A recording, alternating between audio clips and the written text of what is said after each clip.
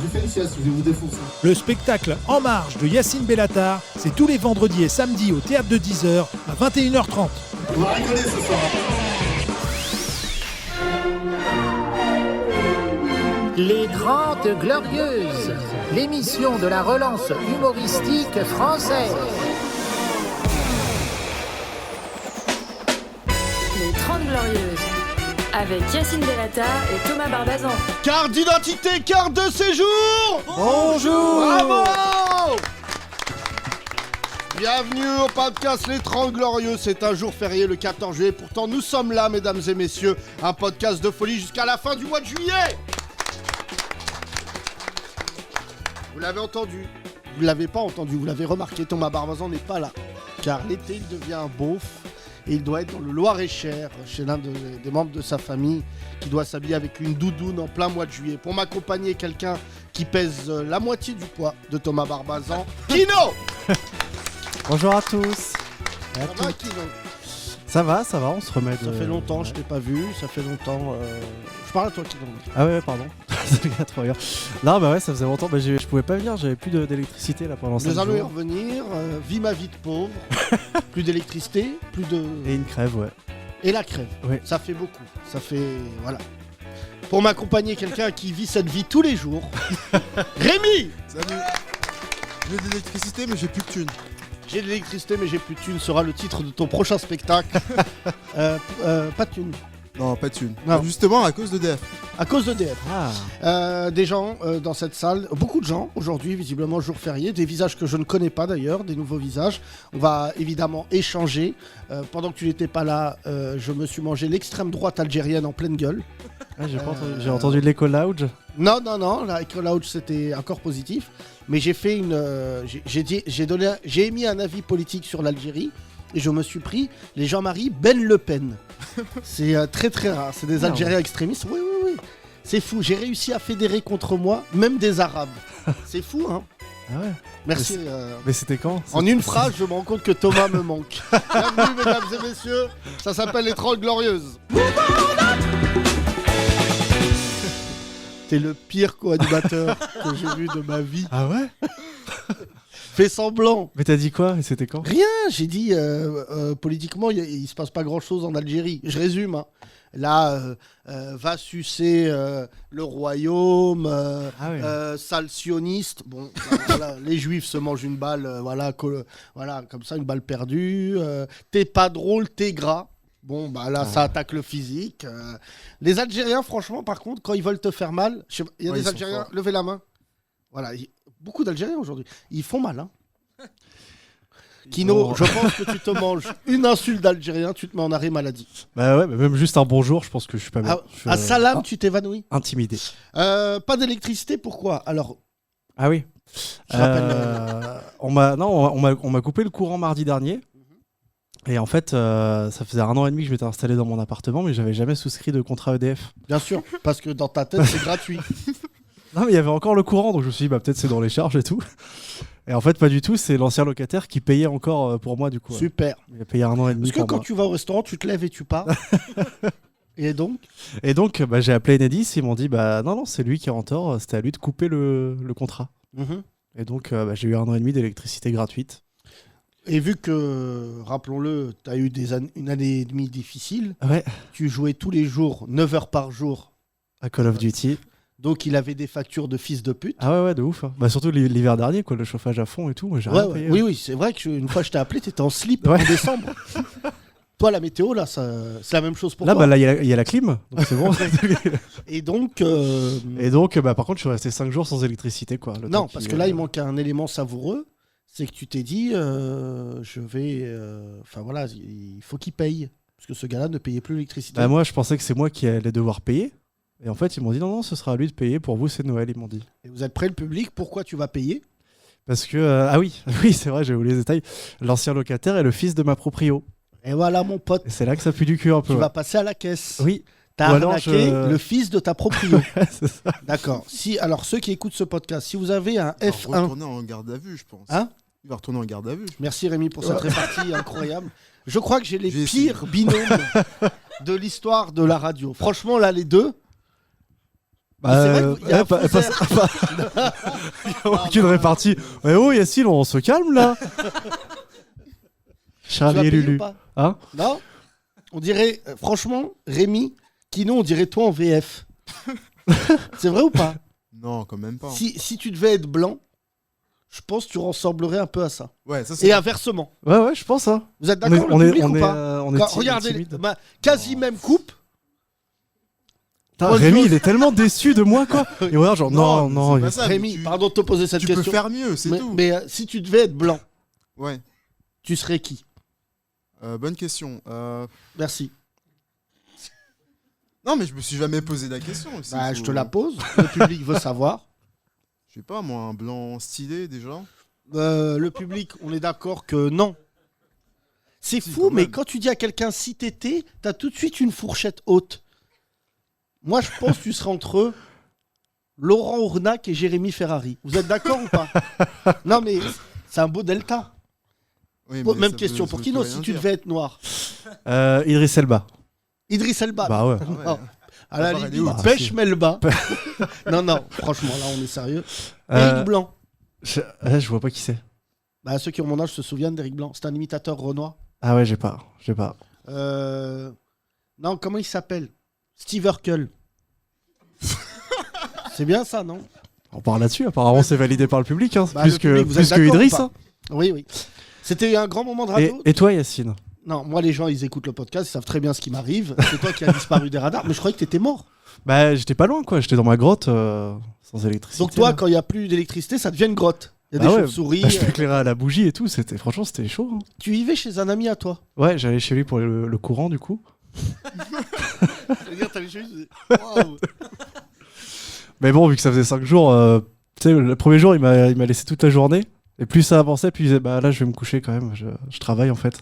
Donc, je rentrais chez moi à 22h, Oui. bougie, et puis... C'est vrai que vous faites ça, les Blancs. À un moment, vous êtes francs et vous dites, faut que tu dégages. Ah ouais, de ouf. Nous, les Arabes et Noirs, on ne sait pas. Tu sais que Rémi, il a un oncle à lui, ça fait 27 ans. Il n'ose pas lui dire. Des souliers. C'est vrai, t'as déjà eu des oncles? Ouais, mais ça arrive à tout le monde, tu vois. Non, des- non, des non. oncles qui Les sont Blancs, là, je t'annonce longtemps. ça. Il n'y a aucun Blanc que je connais dont l'oncle est venu squatter. Parce que moi, j'ai eu plusieurs oncles sans papier qui sont venus se cacher chez WAM. Qui a caché un sans papier chez lui? Levez la main.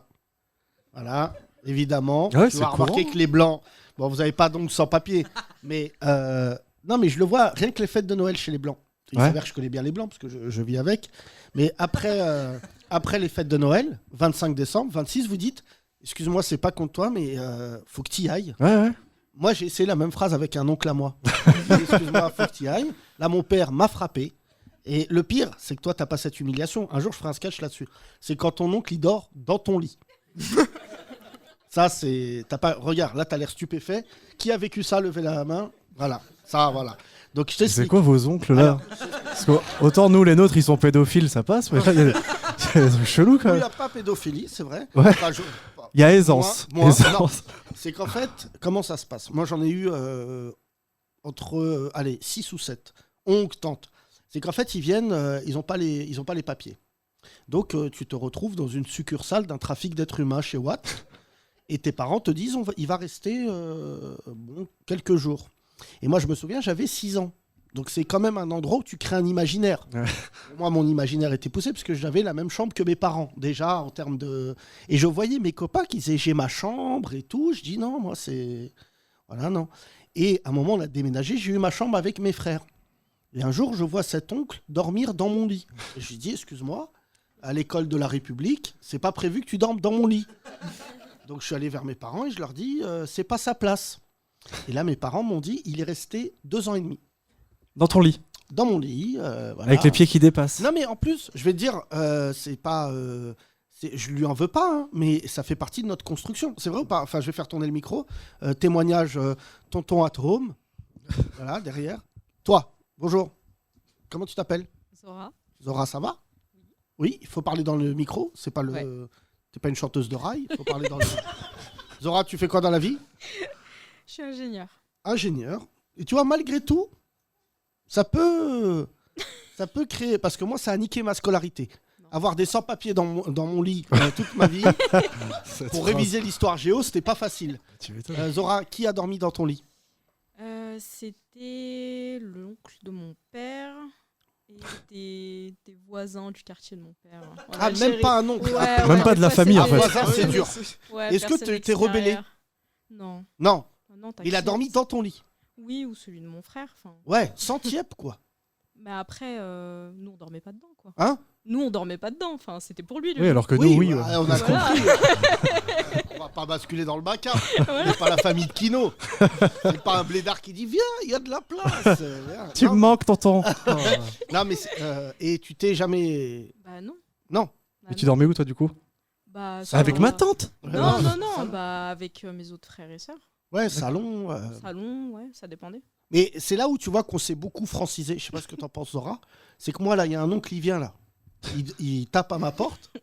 Mais la vie de ma mère, j'appelle la police. Je dis prenez-le, arrêtez-le sur le palier, ce fils de pute. Vous le connaissez pas du tout. Et moi, je me souviens qu'on. Non, mais c'est pas un traumatisme. Je veux pas que. Parce que Non, dorénavant. du tout. Non, non, C'est c'était- normal. Non, c'est pas normal. C'est ça. Non, mais- Je peux pas dire ça. Ah, c'est Personne ne normal pour dort lui. dans ton lit. C'est là où tu Ouais, vois à ouais. quel point on s'est francisé. Personne dort dans ton lit. Là, moi, mes enfants, je leur dis, il y a un mec. Là, mes enfants, hein, je leur dis, il y a un mec qui dort dans votre lit. Vous le connaissez pas, c'est un ami de quartier de papa. On Pas dit, ah trop non, mais je crois d'accord, on arrête tout de suite. Ah bah ouais. Non, mais on pouvait rien dire à l'époque. Hein. C'est sûr. Moi, j'en ai, il y en a un, j'ai eu 2 ans et demi, un autre 3 ans. Après, j'ai eu ma tante, son mari et ses enfants qui vivaient dans ma chambre. Donc, moi, je dormais dans le salon. Mais en plus, tu vas à l'école et tu peux pas balancer. Ouais, bah ouais. La prof, elle dit, mais vous avez bien un endroit où apprendre vos leçons. Non, non, je peux pas tout te dire. Mais sache que tout le monde s'en bat les couilles de ma scolarité. Et pourtant, il y en a qui ont réussi à l'école. Hein. Non, mais, Quoi. hein? Comme quoi, c'est possible. Bien sûr. Moi, je sais pas à quel moment tu es devenu ingénieur, mais moi, il était impossible. Et j'avais un oncle qui jouait du darbouka, qui était darboukiste, qui a un vrai métier, et il dormait toujours en décalé, lui. Ça veut dire il sortait la nuit du travail, il venait dormir, tu vois, et à chaque fois, je pouvais pas faire de bruit. Et je me rends compte à travers ce podcast que je me suis jamais plaint.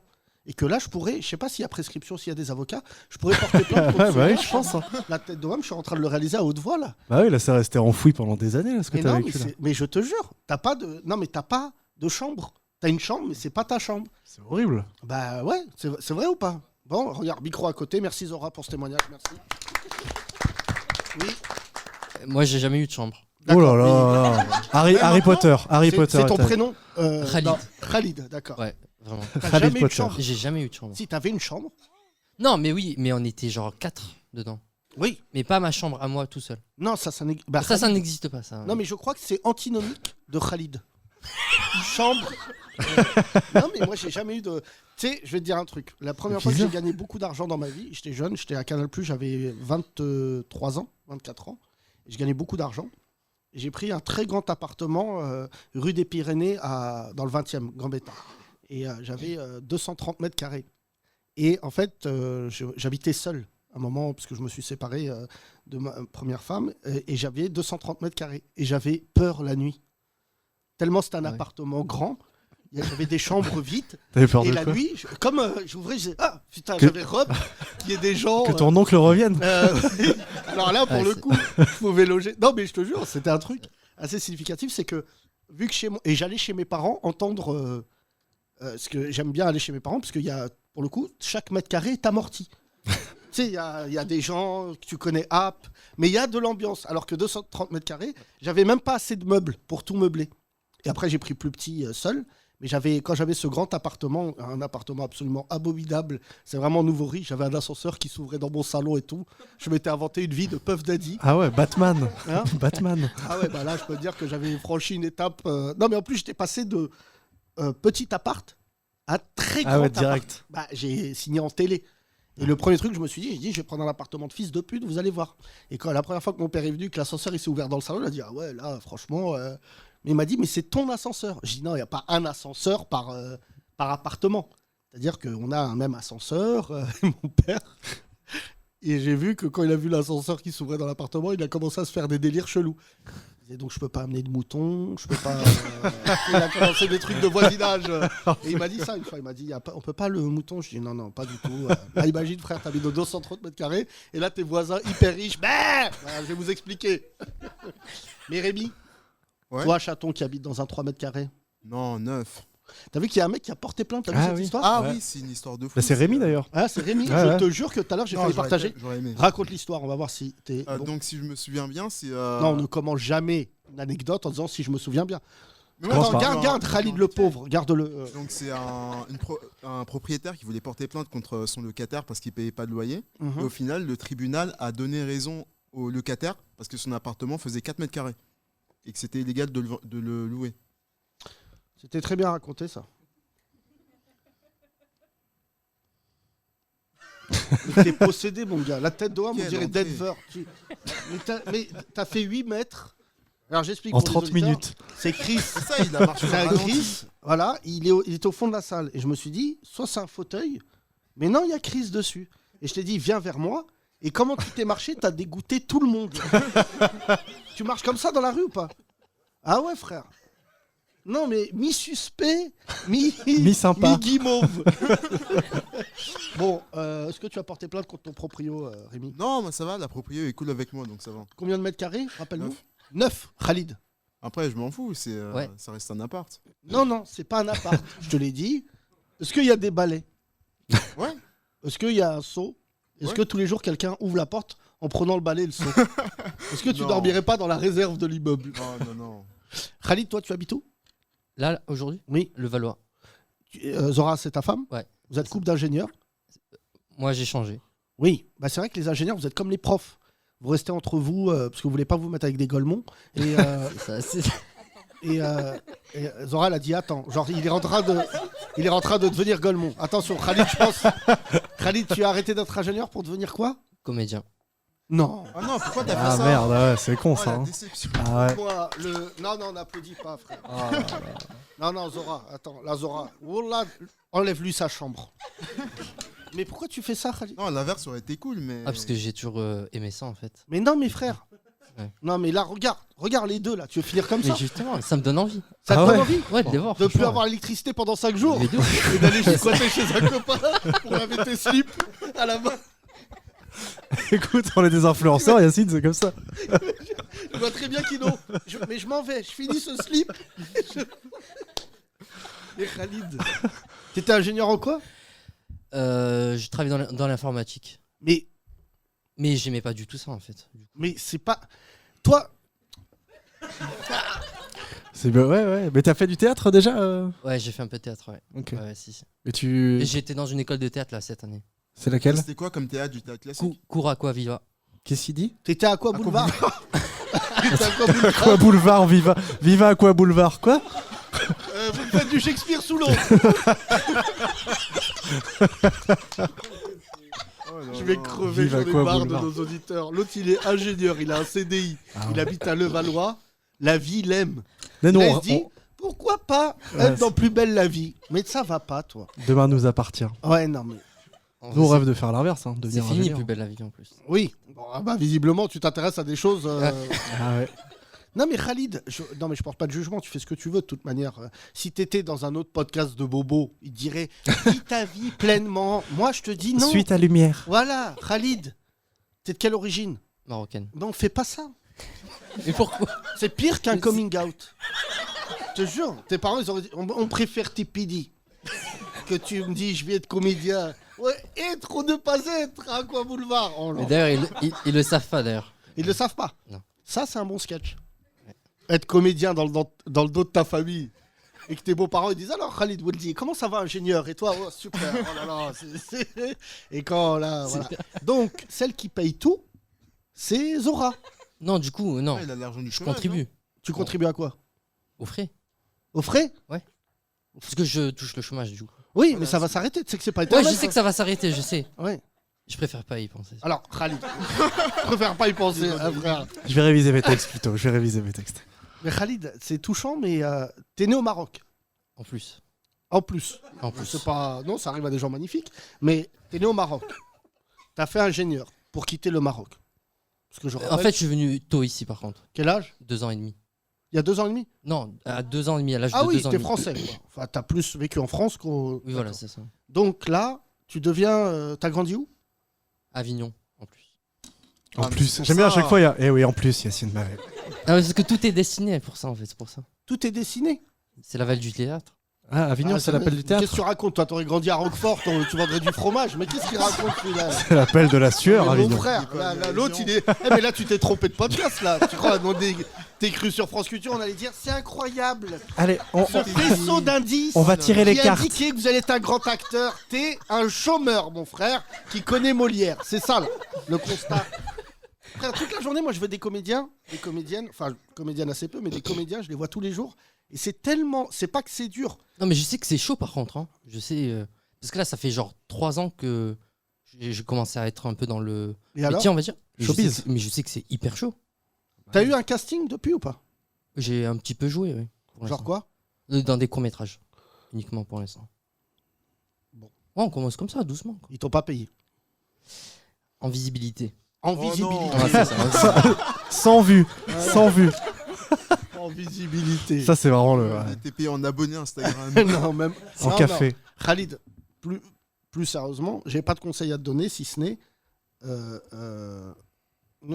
Moi, je pense qu'il faut conjuguer les deux dans la mesure du possible. Vraiment, je le dis devant des gens là à côté de moi, mais je vanne mes potes parce que mais c'est précaire.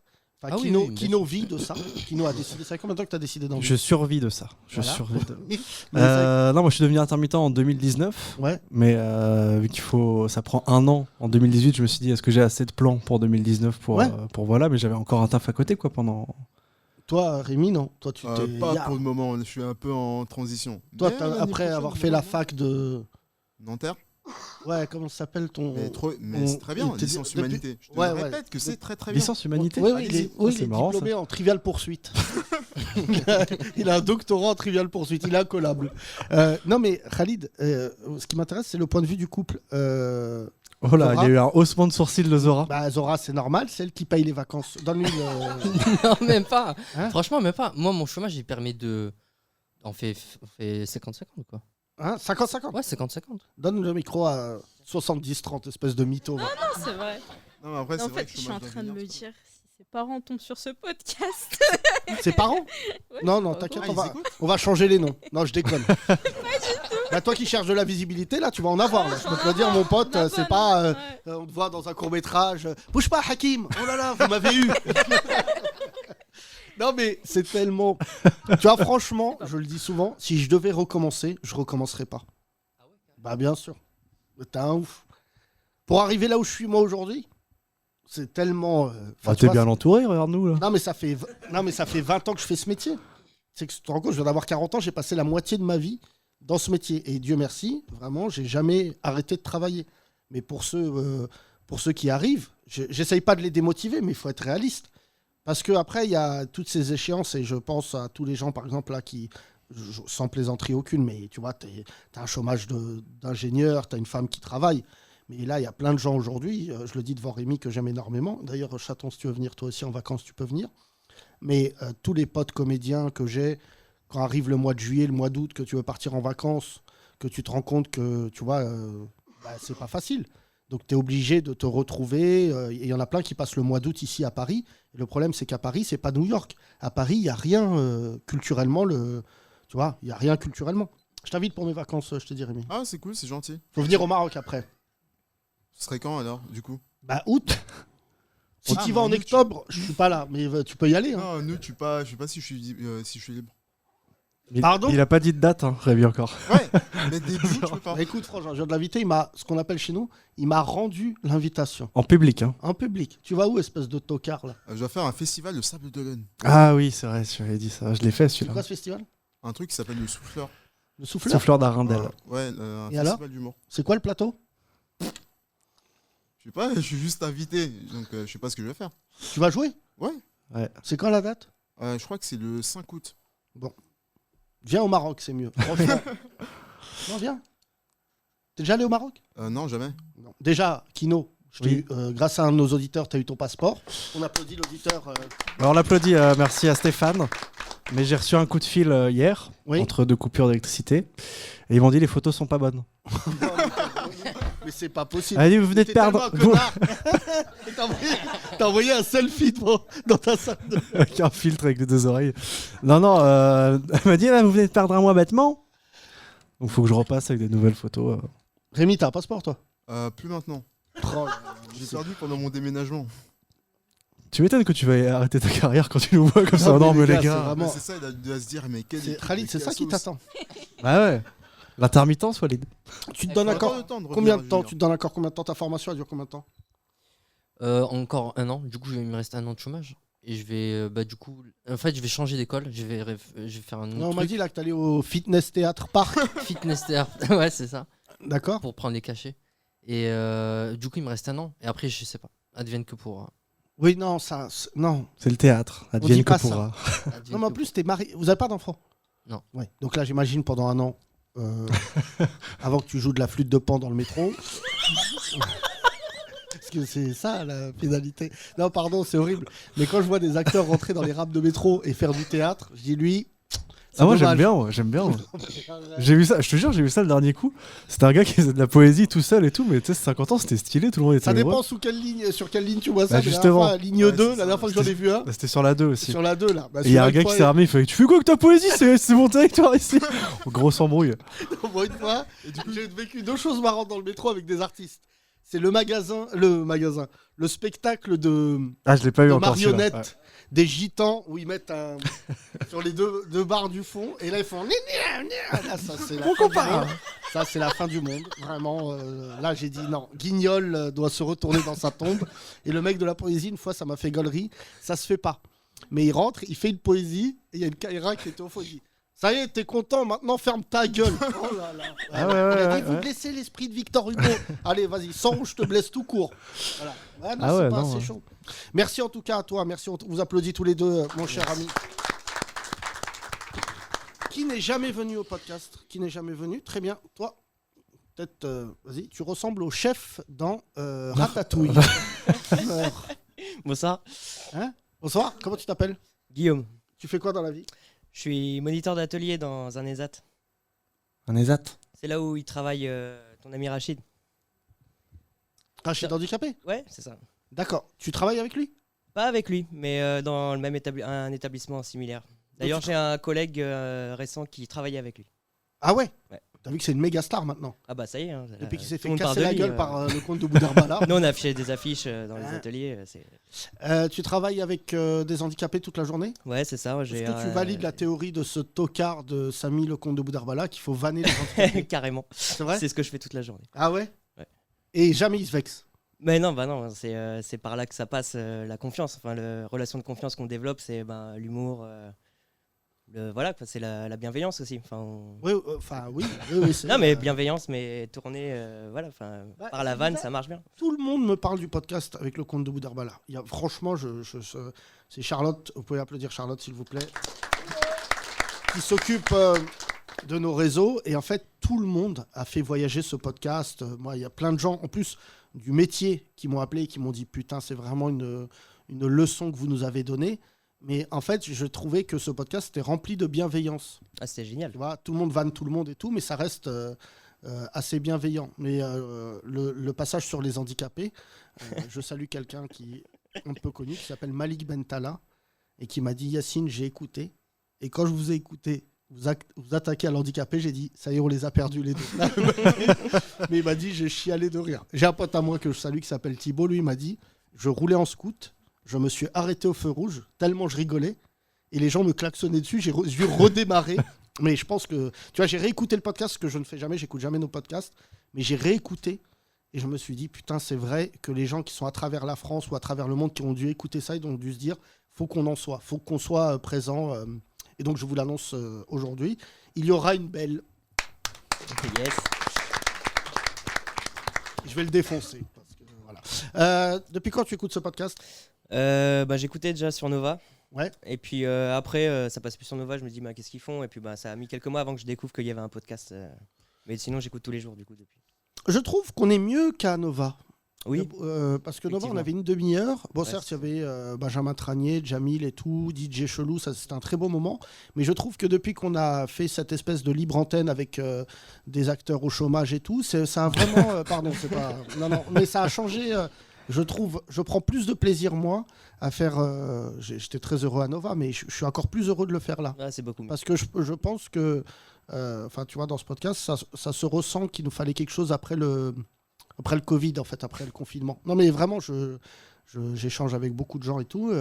Et je pense qu'il faut un territoire dorénavant où les gens ils se parlent, où ça sort. Enfin, il y a eu des moments dans ce podcast que j'aurais jamais pu vivre à Nova. Tu vois, les gens qui parlent de racisme, les femmes qui parlent des agressions dans le métro. J'ai reçu d'ailleurs des témoignages. Une auditrice qui m'a envoyé un message, je voulais la dédicacer, qui m'a dit: vous ne parlez pas de la grossophobie dans les transports en commun. Donc maintenant je suis qualifié pour parler de la grossophobie. Je n'aurais pas pu répondre il y a quelques années. Faut que tu prennes le métro alors. Non, mais elle m'a dit un truc. Elle m'a dit: j'ai écouté le podcast et elle m'a dit: j'ai été vraiment marqué. J'ai vécu une agression grossophobe. Il y a un mec qui s'est levé, il m'a dit gros tas. Quel bâtard. Oui. C'est vraiment s'il aurait fait dans le métro, Rémi. Quel bâtard. Non, même pas. Il aurait dit c'est pas gentil. Non, mais j'essaie quand même de réagir quand les gens font des dingueries dans le métro. Ah, excuse-moi, parce que c'est jamais arrivé. Rémi, quel est le dernier truc que t'as fait dans le métro pour sauver quelqu'un? Après, il m'arrive pas grand-chose. Mais j'ai retenu la porte. Si ça arrive, je me leverai et je confronterai le mec, je pense. Ah ouais? Ouais. Je rappelle que la dernière fois que tu t'es battu, c'était en 2e année de maternelle. Non, quand même pas. Tu t'es battu quand? Mais moi, je me bats pas beaucoup. Je pense que... Ouais, la dernière fois, c'était juste un jour, j'étais chez moi à Garges-les-Gonesse. Un mec a voulu me voler mon téléphone. Je me suis battu et j'ai gardé mon téléphone. C'est tout. Qui y croit? Une main. Ah ouais, okay. Non, mais c'est vrai. Tu t'es battu quand, toi, Kino? La dernière fois... Jamais. Si, je me suis déjà... Enfin, je me suis déjà... Ça compte pas. On m'a plus tapé que je me suis battu, on va dire, quoi. Mais non, la dernière fois, je crois que c'était... Ouais, à Rennes, quoi, quand j'étais à la fac, je crois. C'était un couple qui passait. Et le gars, il me fait hey, on va bien avec la miss ou quoi? Moi, je fais bah ouais, vous allez bien ensemble et tout. Et, parce que sinon, bah, tu meurs, en fait. Et derrière eux, j'avais pas vu, il y avait une personne de petite taille qui était avec eux. Et lui, il m'a plaqué contre l'abribus. Un nain? Ouais, je te jure, mais... C'est un film de Gaston Vite, ça. Alors là... Trouve-moi une musique de nain. Ouais, c'était il y a 10 ans. Ouais. Alors, attends. Alors, là, quand vous me dites c'est Nova, jamais t'as vu ça. Un mec qui va raconter comment il s'est pété avec un nain. Donc là, il te plaque. Il me plaque, mais il était tard, hein, il était genre 2-3 heures du mat. Ça n'a rien à voir avec l'histoire. Il me plaque et il me fait passe-moi ton portable. Donc moi, bah, j'ai. En nain. Ouais. Donc passe-moi l'iPad. Et est-ce qu'il y a eu l'enseigne nain après? Man, exceptionnel. Donne-moi ton iPad. Son iPhone. Allô. Oh, c'est terrible. Et non, on va aller en enfer pour cette vanne. Attends, je décroche. Tout le tour. Et donc il dit donne-moi ton téléphone. Donne-moi le tel et moi j'ai un petit rictus quoi. Je fais parce que c'est tellement surréaliste quoi. Il t'a bloqué. Ouais, il m'a vraiment par contre poussé contre. Qu'est-ce que vous faites à mes rotules? Et crevé Kino. Vas-y finis. Et il me fait non vas-y passe-moi ton portable, je déconne pas et tout. Donc je vois qu'il commence à être un peu vénère. Donc là je commence à flipper. Et je fais au couple, je fais hey, les gars donc il était avec lui tu vois. Et le mec se retourne et il lâche sa meuf, il vient vers moi. Genre, je me dis, bah lui, je suis mort quoi. Et en fait, il s'est embrouillé avec le nain en disant, mais c'est bon là, calme-toi, laisse-le, il a rien fait. Enfin, ouais, mais c'est bon là. Et ils se sont barrés tous les deux quoi. Donc je me suis dit, heureusement que j'ai dit qu'ils allaient bien ensemble avec la meuf, sinon. Mais non, mais ce qu'il faut qu'on retienne, c'est quand même. Je sais pas si tu mesures à quel point tu fais faible. Ouais. Pour qu'un nain se dise, lui, je vais le mettre à l'amende. Mais non, mais je pense que c'est pas la taille, il était énergique, quoi. Il était, il en voulait, quoi. Moi, je suis grand, je suis un peu mou, quoi. Tu penses que parce qu'il est plus petit, il y a plus d'énergie de. Putain, Putain, ils vont voir les salopards. Il y a un truc. Mais frère, il s'est embrouillé avec Popeye. Et donc après on est venu me chercher en voiture, il y a un pote qui venait me chercher, j'étais pas bien quoi, j'étais en mode il y a un nain qui m'a... Et t'es pas crédible quoi, tout le monde fait arrête, t'es une merde quoi. Franchement, j'ai un traumatisme. Parce qu'on est d'accord que c'est un bête de sketch sur scène. J'ai jamais entendu un humoriste dire je me suis fait mettre à l'amende par Arthur et les Minimoys. Ouais. Mais c'est incroyable. Mais il était fort, hein, il était musclé. Hein. Bah, pour me plaquer, franchement, t'es impressionné entre la force du gars et la taille. Ah, c'est chelou ce qui se passe quand même. Mais là, c'est incroyable. Ouais. Non, franchement, qui Voilà. trouve cette histoire incroyable? Merci. Bah, sketch de ouf. La tête d'homme. Bah, faut que Mais j'écrive. tu sais que tu peux avoir un bon spectacle entre la garde à vue. Ouais, mais c'est que des trucs nuls, quoi qu'il m'arrive. C'est... Ouais, mais ça, c'est ta vie. Mais franchement, c'est Romain. Bah ouais, je vais écrire ça peut-être. Non, mais je sais pas si ce nain nous écoute. Mais, donc, il y a un nain du côté de Rennes Ouais. qui agresse des gens. Bah ouais, mais je me souviens même plus de sa tête, quoi. Mais ouais, c'était il y a 10 ans. Ouais. Mais ouais, il y a un gars dangereux, quoi. Mais il avait à peu près ton âge, tu pouvais estimer son âge. Qu'est-ce qu'on en sait, frère? J'étais plus vieux, moi j'avais 18 ans, donc ouais, je pense qu'il avait 25-30. Ah ouais. Moi j'étais tout petit. Centimètres. Non, faut pas me lancer sur les nains. Ouais, c'est Mais j'ai méchant. peur de lancer une polémique avec Avec les les gens de petite taille. Nous revenons d'ailleurs sur ce témoignage. Tu travailles avec des gens de petite taille? Dans le passé, oui, j'ai travaillé avec des gens de petite alors taille. Bah alors là, c'était un autre métier. J'étais AVS du coup en école primaire. Et du coup, je me suis pendant C'est 2 des ans. enfants. Oui, Non, je te voilà. parle de. Mais il était de petite taille. Mais pendant Et 2 alors ans, je l'ai accompagné pendant 2 ans dans sa scolarité. AVS. Ah, tu Ouais, viens- ouais. Et il était. Avec des vannes aussi, tu faisais des. Je commençais dans le métier, donc un peu plus tendu, quoi. j'étais prudent, mais. Ouais. Mais AVS, donc je rappelle pour ceux qui font on peut les applaudir, les AVS sont des gens exceptionnels. Ça veut dire que tu l'accompagnes dans sa scolarité. Voilà. Mais son seul handicap, c'est pas un handicap, je dis n'importe quoi, c'était qu'il était de petite Non, il n'y avait pas que ça, il y Oui. avait des troubles cognitifs. Autisme, tout ça. Non, pas autisme, mais plus troubles cognitifs. Donc du coup, il fallait adapter chaque exercice, décomposer les consignes pour pas qu'il y ait trop de choses à la Et fois à donc comprendre. toute la journée, t'es à l'école avec lui. C'est ça, tu es assis dans la classe à côté, donc tu retournes en enfance en fait, parce que juste après le lycée, j'ai fait ça, et donc j'ai pris une grosse claque dans la gueule en voyant l'écart qu'il y avait entre comment ça se passait quand j'y étais. Et Mais puis, t'avais quel âge quand t'as fait ça? quand j'ai fait ça, j'avais 19 ans, 20 ans. Donc 19 ans et tu t'occupais d'un enfant de. De 7-8 ans. Ah ouais. Enfin, il y en avait plusieurs, dans la semaine, j'avais plusieurs. Mais est-ce que des fois tu devenais un enfant de 7-8 ans? Elle me drague Charlotte là. Ah non, mais Il y a trop inquiétant. Sophie, je t'aime. Sophie, je t'aime. Calmez-vous. Non, on retombe carrément dans l'époque. Enfin, ça nous remet en position d'être dans la classe comme ça. Bon, après, on est là pour épauler aussi la prof ou le prof qui fait le cours, mais ça remet un peu dans l'univers de quand on y était, quoi. Ah ouais. Mais C'est marrant. franchement, c'est en ça, je veux pas critiquer les autres pays, que quand même notre pays, c'est un truc de ouf. Les AVS, c'est quand même propre à. Ça se fait dans beaucoup de pays. Ah, ça, j'en sais rien, mais merci Chirac, hein, c'est depuis 2002-2005. Hein, C'est Chirac, ça. Ouais, c'est les lois 2002-2005. Autant il a fait des trucs pas bien, mais les AVS. Ouais, bah il y a des petits trucs. Bah, le handicap, il a bien fait avancer les choses quand même. Et toi, donc aujourd'hui, tu vannes des handicapés, c'est ton métier? Non, j'essaie juste de les supporter certains jours parce que quand même, des fois, quand il y en a 20 autour de toi qui ont tous leur... bavent. ouais. Ah ouais, il y en a, ouais. Pardon, Walking c'est Dead. pas ça. C'est bien. Non, mais chaque jour a son lot d'aventures. Tu sais, une fois, on a fait un podcast, une émission de radio, j'étais à Radio France avec Thomas, et on voulait faire une bonne action pour le jour de l'an, pour les fêtes. Et on avait fait une émission de radio en direct d'un centre de SDF à Boulogne. Et donc, on reçoit des SDF, tu vois, c'est assez émouvant, c'est dur, on les vanne, comme on fait d'habitude. Et la patronne du centre, elle commence à les insulter devant nous, mais genre, pétage de plomb. Genre, taisez-vous, tu sais, allez, vous voyez, toi, elle gueulait. Et en fait, la meuf, elle leur parlait comme ça tous les jours, mais elle n'a jamais parlé devant un micro.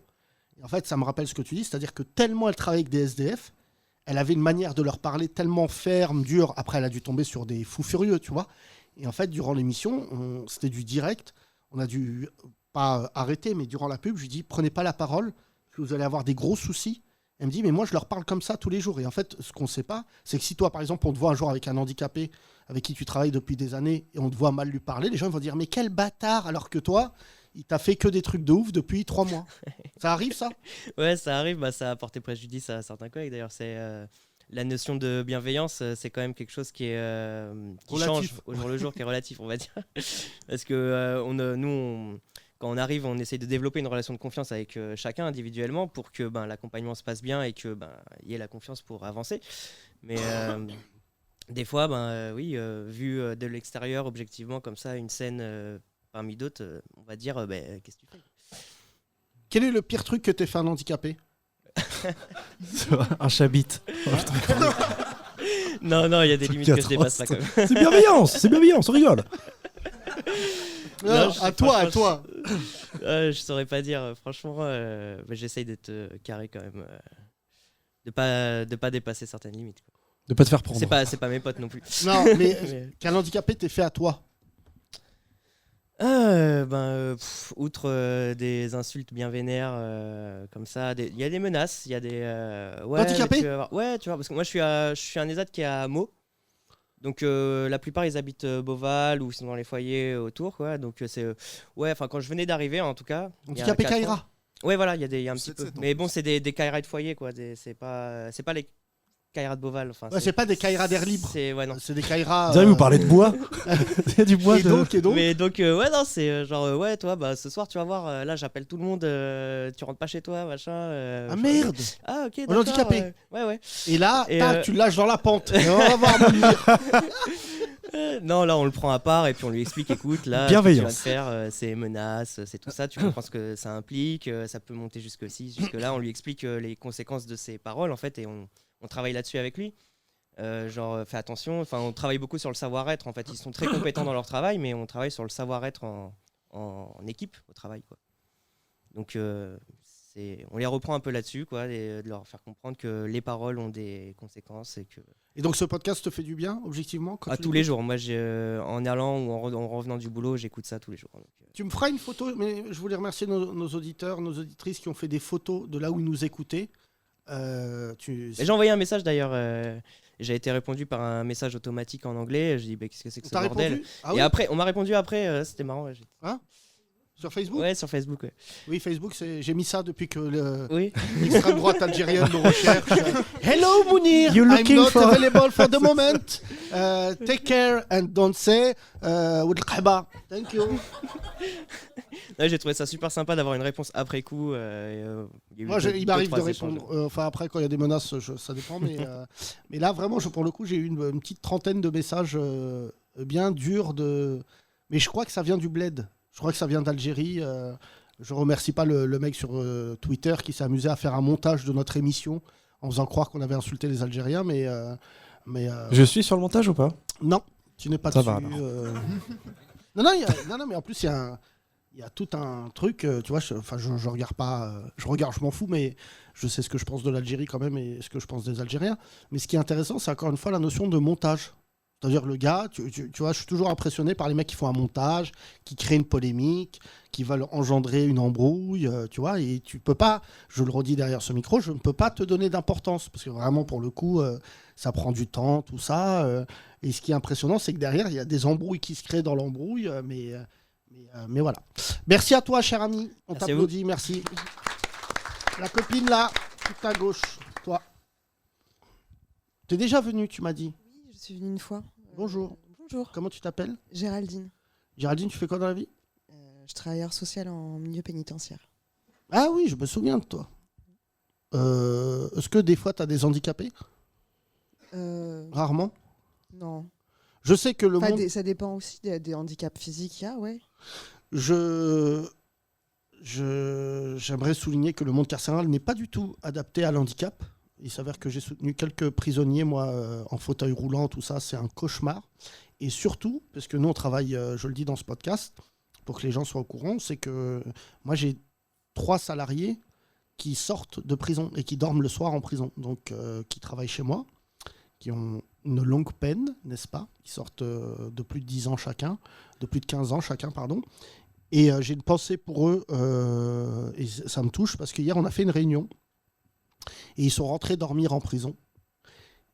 Et ils m'ont dit, tu vois, ça m'émeut d'en parler, en fait, la canicule en prison, elle est beaucoup plus délicate que dehors.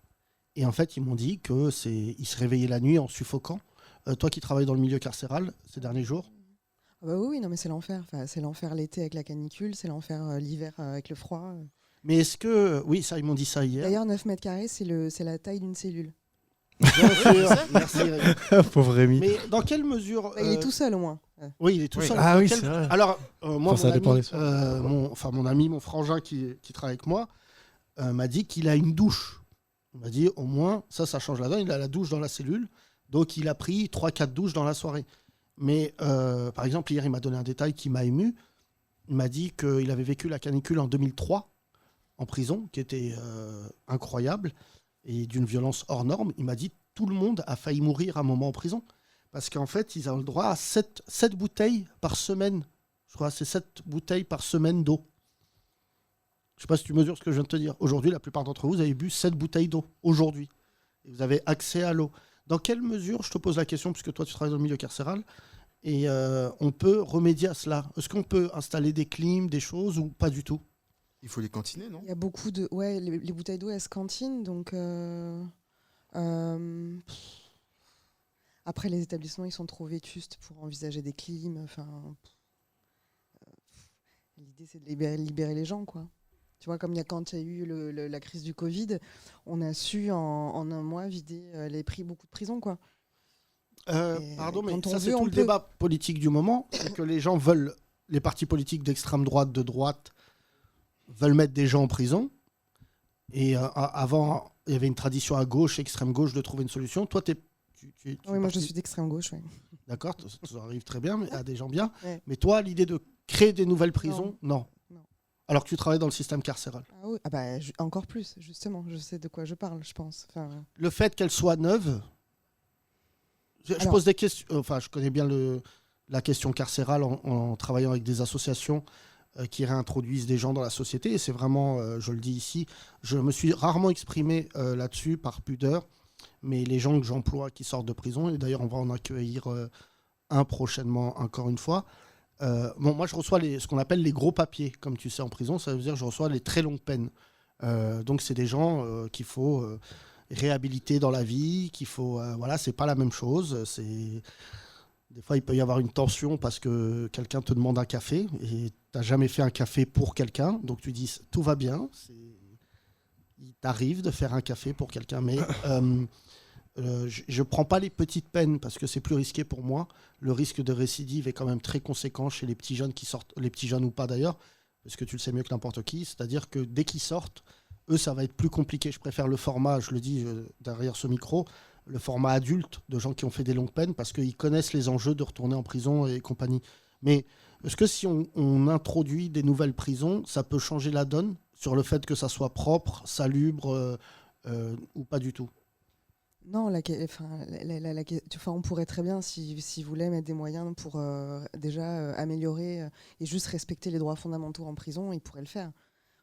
Des nouvelles prisons, en plus, souvent, les retours des détenus dans des prisons un peu neuves et tout, c'est hyper froid, tout est automatisé, il n'y a plus de contact avec les gardiens. Alors, bon, même si c'est pas toujours... Enfin voilà, mais bizarrement, c'est quelque chose qui ressort souvent. Il manque de contact humain, quoi, dans les prisons neuves et tout ça. Mais encore, ce serait pour fermer des... Enfin, non. Même pas. On ferme des prisons et puis on ouvre des écoles. C'est Hugo, ça, je crois. Ouais. C'est Victor Hugo, oui. Ouais. Mais non, il y a... Enfin voilà, quoi, là, il commence à y avoir une réforme pour...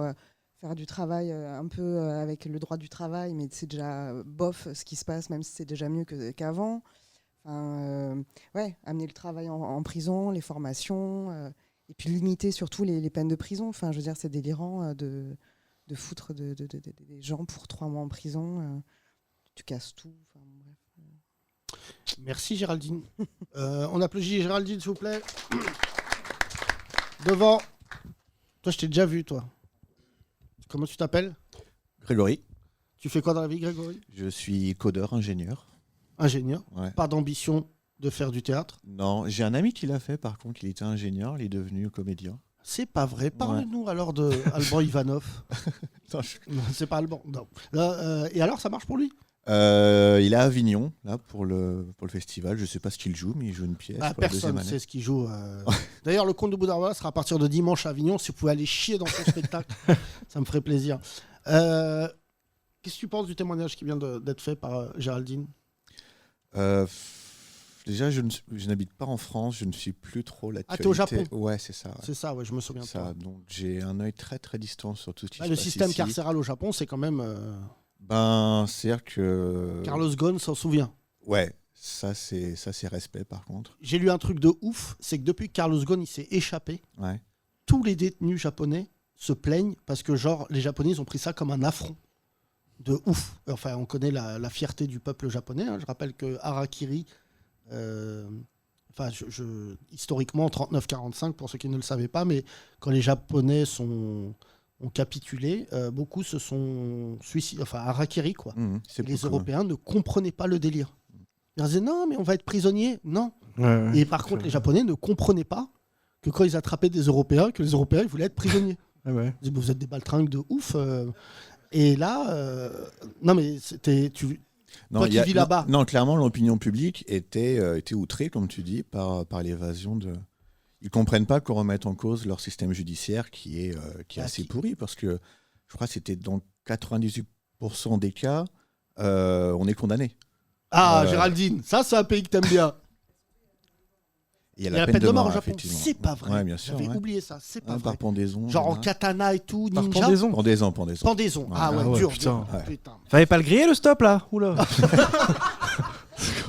Ah ouais, pendaison, putain, c'est dur. Et quand t'es étranger là-bas, faut vraiment faire gaffe, quoi, parce que il y a la jurisprudence Carlos Ghosn évidemment. Les gardes à vue, ça peut durer 3 semaines là-bas. Pardon ? Les gardes à vue peuvent durer 3 semaines. Et attends, à la fin des 3 semaines. Parce que moi, j'en ai fait 2-3 jours, je m'en remets toujours pas. 3 semaines. 3 semaines, bah, c'est 3 un semaines. hôtel après. Je peux aller aux toilettes. Non, mais surtout, au bout de 3 semaines, ils peuvent te réinculper pour autre chose et t'es reparti pour 3 semaines. Carlos Ghosn, il a fait ça peut-être pendant 6 mois. Tous les 3 semaines. Carlos Ghosn, la folie, c'est qu'au début, il lui parlait qu'en japonais. Ouais. Non, mais c'est quand même un peuple particulier. Bah, c'est-à-dire, l'autre, il venait, il disait, mais excusez-moi, est-ce que je peux parler à quelqu'un ? Et l'autre, non. Je sais pas l'accent japonais, mais. Non, pour avoir un avocat qui vienne te voir ou quelqu'un du consulat, c'est hyper difficile. Et surtout, ils vont essayer de te faire signer des papiers très très vite. Oui, ça, j'ai vu ça. Ce qu'il ne faut surtout pas faire. T'as l'air très au courant quand même. Hein. Je connais des gens qui, c'était compliqué. Qu'on fait des gardes à vue là-bas ? Ouais, ils viennent de sortir, de 8 ans. Pour non permis autorisé de baguette, ou je sais pas quoi. Non, mais c'est. Non, c'est chaud. Je dis ça aux gens qui vont partir en vacances, ne vous embrouillez jamais dans un pays étranger. C'est juste le conseil que je vous donne. Vous n'avez pas les codes. Moi, je me suis embrouillé une fois en Chine. Frère, je m'en souviens encore. Hein. Ah ouais je monte sur un pouce-pouce et je lui dis, je suis avec une amie, la femme d'un ami, et on traverse tout Shanghai et il nous dépose Shanghai downtown. Et tu sais, les Chinois, ils ont tous un double prénom. C'est-à-dire, il y a écrit James. Il s'appelle Pingo. Tao. Et on est là et on commence à faire des selfies mort de rire sur le pouce-pouce. On fait des photos. Et à un moment, il nous dépose dans un souk de Shanghai. Mais on est au fin fond de... Et là, il dit, allez, sortez. Il le dit en chinois.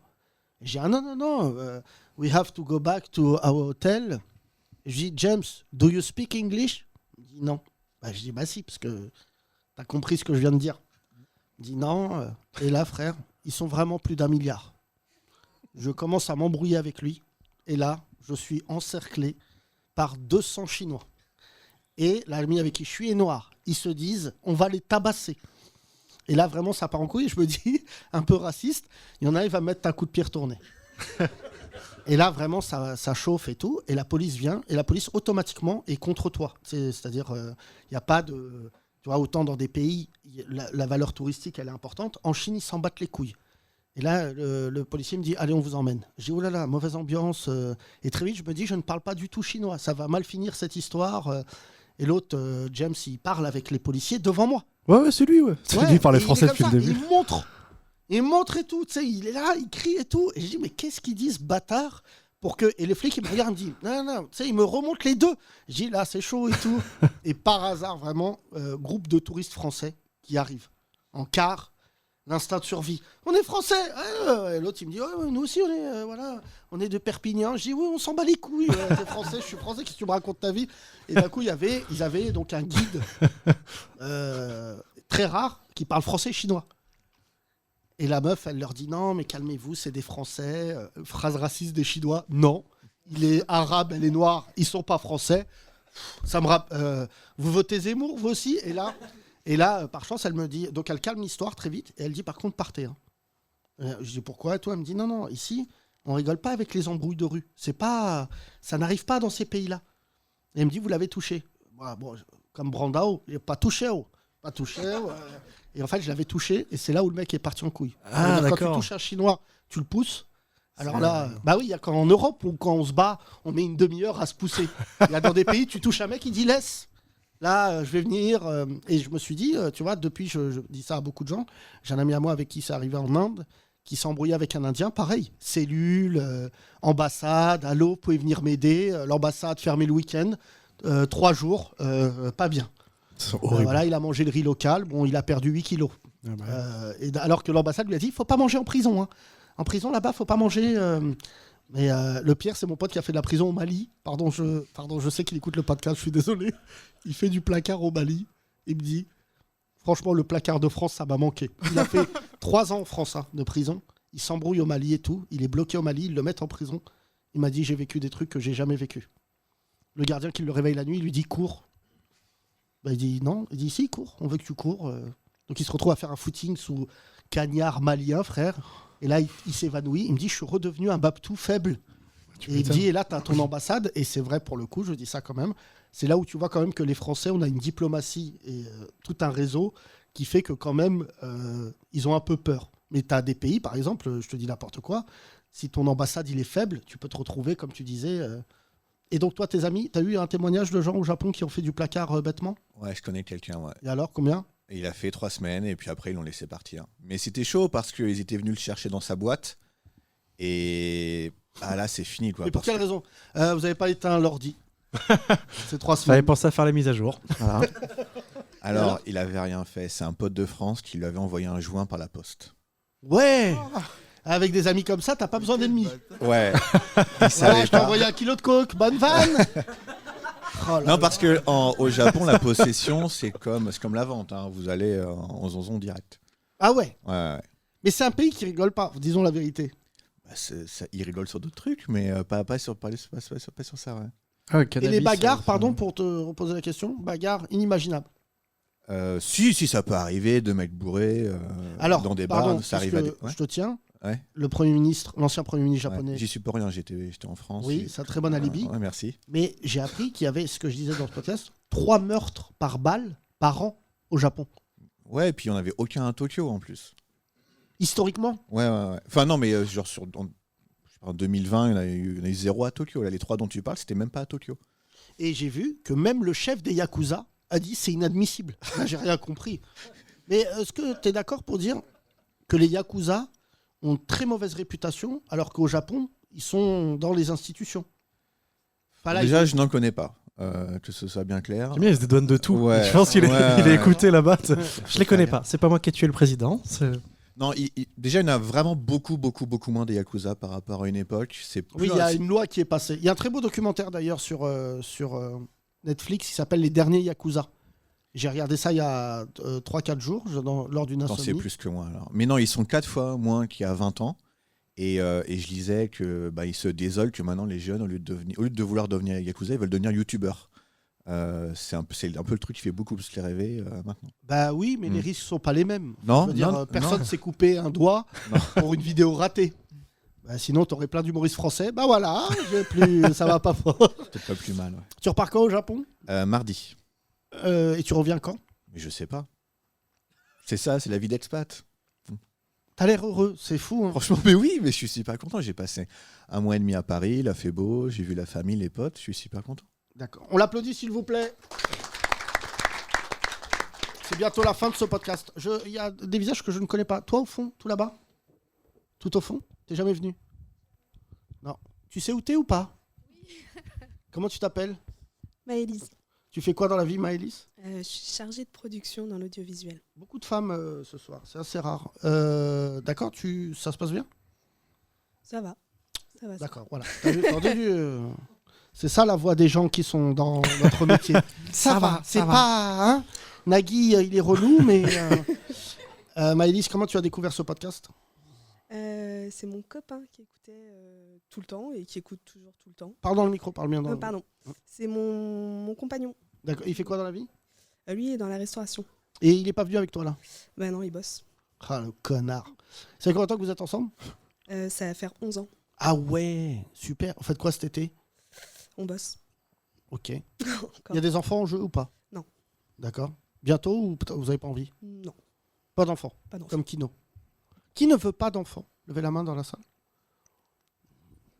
Non, allez-y. Ok, d'accord. Malice, toi, tu veux pas du tout de môme? Non. C'est pas quelque chose qui m'attire. Ah, t'attire, d'accord. Comme Voilà, la pâte à non, modeler. Moi, à la base, ça ne m'attire pas J'ai non pas plus. envie de Ça, jouer. Un enfant, je reste loin, plutôt, mais non. Ah ouais? Ouais, pareil. Pas pour les mêmes Ils sont raisons, un peu mais effrayants. je déconne. Donc, t'aimes les enfants des autres? Même pas? Ouais, j'en ai pas dans mon entourage. Là. D'accord, donc t'es Hitler, c'est ça? Non, mon frère fait le premier, là, mais on Hein? verra. Peut-être que ça va changer, mais non. Pour le Non moment, mais les mômes, non mais par contre, ce qui est vrai, moi j'ai pas de jugement sur les gens qui veulent pas d'enfants. Je trouve ça inadmissible d'ailleurs, surtout les femmes, quand on vous dit pourquoi tu veux pas d'enfants, mais explique-nous. Voilà. Et ça doit être horrible à table. Je trouve ça horrible de dire aux gens. Il y a des gens qui veulent pas d'enfants, et là il y a des hommes qui veulent pas d'enfants. Je trouve ça intéressant. Mais toi, ça n'a aucune, c'est pas lié au parcours politique de Géraldine. C'est pas t'es d'extrême gauche, tu veux polluer la terre. Non, c'est juste que tu les aimes pas. Non, c'est un ensemble. Je suis pas faite pour ça. J'en veux pas dans ma vie. Je veux pas Alors là, être réglée autour de ça, quoi. D'accord, c'est histoire réglée. On peut toujours changer d'avis, hein, mais. Non, moi, alors qui est je ne veux pas d'enfant extrémiste? D'accord, c'est lui, d'accord. Toi- C'est lui. Alors, messieurs, c'est pas la même chose. Peut-être vous êtes célib et vous n'avez pas de gens avec qui faire un enfant. C'est plus ça. Même quand tu étais en couple, t'en voulais pas? Ah ouais, d'accord. Rémi, tu veux des enfants, toi, ou pas? Pas tout de suite. Non, mais je t'ai pas dit tout de suite, frère. Je t'ai pas dit d'aller chercher un truc. Non, mais un jour, oui, mais pas maintenant. Toi, Kino, toujours pas? Non, pour l'instant, non. Moi, je suis pas chaud. Hein. Non, mais je sais pas. Il parle des enfants comme de l'urbain. Je suis pas chaud, là.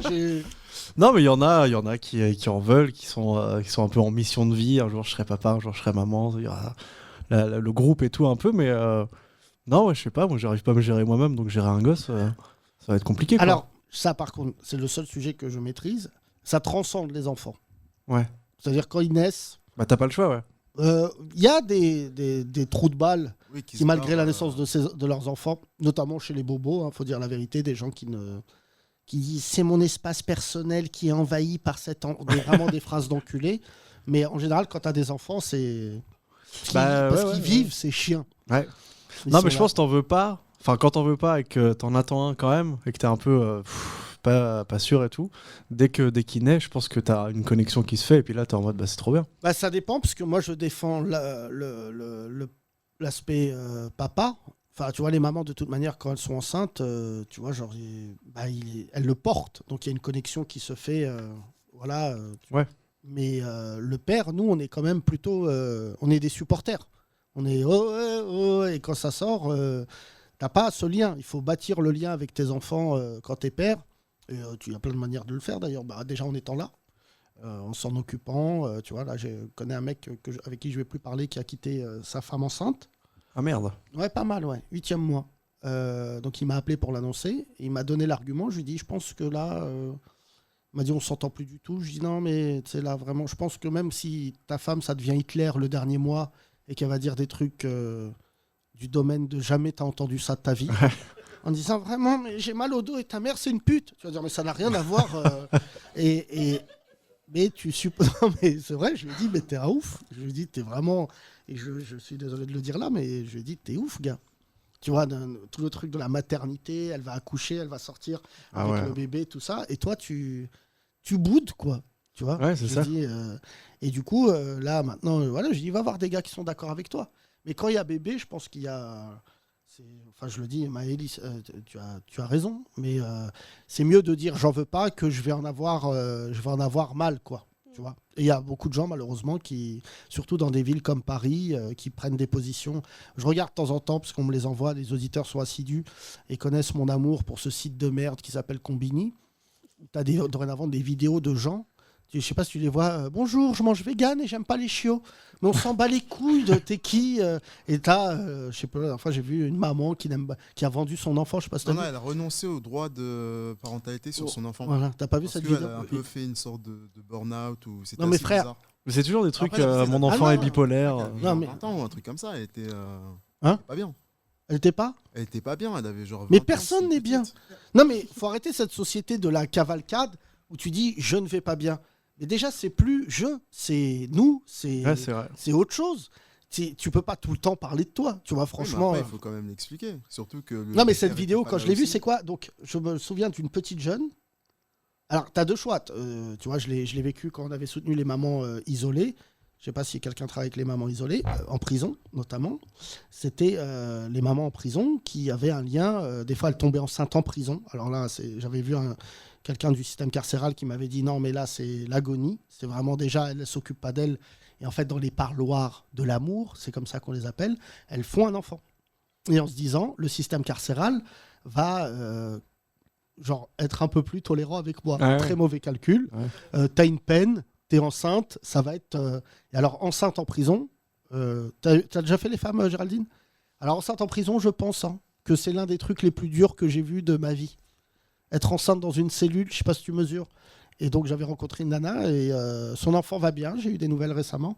C'est ton enfant né derrière les barreaux. Ouais, ok. Enfin, né, mais psychologiquement, je sais pas ce que tu mesures pour un enfant, ce que c'est de se dire, je suis né alors que ma mère était en prison. Et donc, du coup, j'avais tissé une relation avec cette nana-là. Parce que quand tu joues en prison, des fois, tu joues devant les femmes. Et les femmes en prison, ce qui est marrant, c'est qu'il y en a certaines, elles te guédera. Je sais pas si tu as déjà fait les femmes en prison. Non, elles te guédera, mais s'en battent les couilles. Ni les femmes, ni les non, prisons, si je sais pas. Non, non, mais... et tu vois, c'est horrible de dire ça, mais tu vois des femmes... Enfin, je dis pas que celles qui sont pas belles, mais tu as des très belles femmes. Et je parlais avec une nana en me disant, c'est horrible, mais comment tu te retrouves en prison alors que, tu vois, t'es une belle femme, tout ça. Et la nana, elle commence à parler, elle dit, moi, je faisais de la drogue. Mon mec était trafiquant, j'ai trafiqué. Lui, il n'était pas structuré, moi, je l'étais. Donc, je suis devenu un peu comme Zora avec son mari, quoi. C'est-à-dire, lui, c'était un dealer qui voulait faire du théâtre. Elle s'est occupée de... Et du coup, elle est tombée en prison et tout. Et je parlais avec elle... Je parlais avec elle et tout, et j'étais assez fasciné. Elle m'a dit, j'ai eu un enfant en prison. Je suis rentré, j'étais enceinte de 3 mois, et j'ai accouché, j'ai fait une peine de 5 ans. Et donc là, pour le coup, je me disais, ça, c'est un sujet un peu délicat. Mais l'enfant va bien, et la maman est sortie, et visiblement, ça se passe plutôt pas mal. Maëlys, tu n'as pas fait de prison? Non. Pas cette année. Comment tu ressens, justement, pour finir une question là-dessus, comment tu ressens... les gens qui sont très intrusifs sur la question de la maternité, tout ça? J'ai de la chance parce que dans mon entourage, c'est plutôt accepté. Même, tes parents? Par mes parents, plutôt. Et tu as des frères et sœurs ou... J'ai 2 frères. Qui, eux, ont des enfants? Il y en a un qui fait le premier, là. D'accord. Voilà. Donc, c'est une entreprise familiale. C'est ça. Et non, ils acceptent. Mon deuxième frère veut des enfants aussi. C'est pas tabou, c'est comme ça. Nous, on se dit, on a déjà vu des gens faire des enfants pour les mauvaises raisons, pour souder un couple et ça marche pas, ou des choses comme ça. C'est pas... On en parle librement et non, je suis pas jugée là-dessus. Après, c'est sûr qu'on me le demande toujours, comme tu me l'as demandé. Parce que j'avais des enfants. Et non, mais alors, là, dans ce podcast, je me permets de... Mais non, mais moi, quand une femme me dit, j'ai pas d'enfant à 43 ans, tu fais... Vraiment, je m'en bats les... Non, mais c'est pas que je m'en bats les couilles de la vie des gens, mais je trouve ça horrible de dire à quelqu'un pourquoi. Franchement, moi, c'est juste... déjà, il y a un truc d'ordre pour certains financier. Un enfant, ça coûte cher. Hein. Même un enfant, même si t'as pas d'argent, ça coûte de l'oseille. Et ça coûte tout le temps de l'oseille. C'est-à-dire que le truc, la panique des parents, c'est de se dire, j'ai pas pour mes enfants, tu vois. Et moi, je le vois parce que ces chiens, là, je les emmène tous en vacances. Et pourtant, j'ai de l'argent. Et je me dis, je me retrouve à crier des trucs de daron rebeu, comme mon père quand j'étais petit. En disant, vous mesurez pas que vous mangez de la viande. Ça n'a rien à voir avec... vraiment, mes enfants me regardent en disant, bah oui. Tout à l'heure, en plus, mon fils, il m'a dit ça. Oui, c'est un tacos, papa. C'est pas non plus... Non, mais tu vois, j'ai pris une maison et tout. Et voilà, il y a un beau truc à Marrakech. Donc, s'il y a des glorieuses et des glorieux qui sont dans les parages, j'ai pris un très beau truc. Et en fait, ce qui est important, c'est d'expliquer à tes enfants que c'est pas normal. Que tu vois, il y a une piscine, tout ça, que c'est cool. Mais tu vois, genre, je me disais, c'est des vacances qui coûtent cher. Donc, bon, tu essaies d'en faire profiter le plus grand nombre. Mais moi, je me souviens, quand j'allais en Kansva, quand j'étais petit, tu me donnais 10 dirhams, j'étais... Ça y est, j'étais l'homme le plus riche. Ah, t'as pas connu ça, mais quand t'allais au bled, en fait, nous, nos parents, on n'allait pas en vacances avec eux. Ils nous déposaient en vacances. Donc, ça veut dire qu'ils faisaient 3000 km. Et là, ils disaient, on se revoit dans un mois. Je sais pas si tu mesures. Colo. Non. Je sais pas si tu mesures. C'est-à-dire, t'arrives, le moment fédérateur. Maintenant, dans ce podcast, je vais dire, tout le monde a mal vécu. Mais ceux qui ont eu mon enfance, c'est qu'en fait, le moment où tu connectes avec ta famille, c'est les vacances, normalement. C'est le moment de l'année où tes parents, ils sont libres, t'es libre. Nous, pas du tout. Nous, nos darons, ça, c'est vraiment les rebeux, pas les Renault. Hein. Donc, tu fais 3000 km en voiture, tu fais le Paris-Dakar avec ton daron, c'est horrible. Ta voiture, elle sent l'œuf. Tu arrives au Maroc et tes parents, physiquement, te disent, voilà, bonnes vacances. Ils ne te le disent pas comme ça. Mais eux, ils vont faire des mariages, ils vont aller se la raconter en disant qu'ils sont devenus millionnaires en France. Et toi, tous les jours, ils vont te donner 10 dirhams, qui est 1 euro. Mais à l'époque, pour ceux qui ont mon âge, 10 dirhams, c'était... Et tu vas dans les salles de jeu marocaines jouer au billard avec des blédards qui disent je joue contre toi. Et c'est là que tu découvres que les mecs du bled, ils nous dépouillent aux jeux vidéo. Tu joues, par exemple, il y avait un jeu que j'aimais bien, c'était Street Fighter. Et en fait, ils l'avaient pimpé, qui fait que quand tu appuyais sur un bouton, il y avait des Hadouken sur tout l'écran. Tu sais, il avait, Et je me souviens que je passais des vacances formidables. Tu vois, et à la fin de l'été, mon père, 2-3 jours avant, il me disait prépare-toi, on part dans 3 jours. Qui est un truc de violence hors norme. Et là, tu vois tes oncles et tes tantes en train de chialer et tout. Et tu remontes en voiture. Et tu n'as aucun souvenir avec ton daron. Si ce n'est que... L'échange de dirhams. Non, mais moi, je te jure, j'aimais bien aller aux vacances au Maroc, à Casa, parce que j'ai un oncle alcoolique qui est toujours vivant. Qui dort dans ton lit actuellement. Non, j'ai un oncle assez marrant qui est un oncle ultra brillant, qui parle 5 langues. Et qui est en fait un mec de... Il faut que tu saches que le Maroc c'est particulier, mais comme en Algérie, comme en Tunisie, les gens de la ville et les gens de la campagne, c'est pas le même comportement. Casablanca, en fait, c'est, comme tu disais, l'État dans l'État. C'est une ville qui est ultra développée, c'est quasiment Mexico. Et lui, c'était un cadre supérieur au Maroc, donc il gagnait beaucoup d'argent. Et c'était un intellectuel, mais alcoolique. C'est un alcoolique très rama. Et quand j'étais petit, j'avais 5 ans, il m'emmenait dans les bars à putes du Maroc. Et il y a des gens qui fumaient et ils me donnaient 1 dirham pour aller jouer à un flipper qui s'appelle Amazon Hunter. Tu connais pas ça? Parce qu'il y a des gens qui ont... C'était un flipper avec un mec avec un arc. Et quand tu jouais, c'était... Et moi, je grandissais avec donc des tapins marocains. Et quand je revenais, j'avais 6 ans. La maîtresse me disait, ça va les vacances? Et je disais, super. Et j'osais pas lui dire, j'ai fait tous les bars à putes de Casablanca cet été. Parce que tu peux retirer. Cet oncle-là, il m'a fait manger du porc. Pour te dire à quel point c'est l'enfant du diable. Il mangeait du porc. Et tu sais, c'était vraiment pour nous. Et mon père, il me disait, il va aller en enfer. Et tout petit, il me disait ça. Et un jour, il mange du porc devant moi. Mais moi, j'ai 6 ans. Et il me dit, goûte. Je dis, ouais, ça a l'air bon. T'arrêtes pas de manger ça? Je goûte, frère.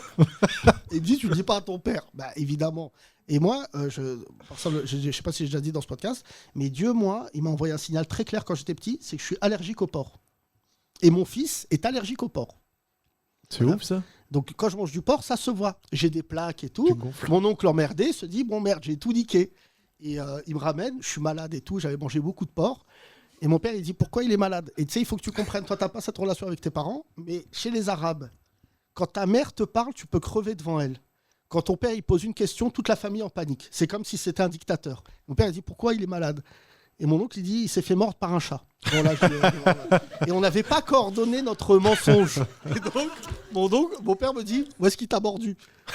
Et là je dis non mais il m'a griffé et tout. Et là, mon père il dit il a mangé du porc. Et je sais pas si tu mesures quand ton père apprend que tu vas canner.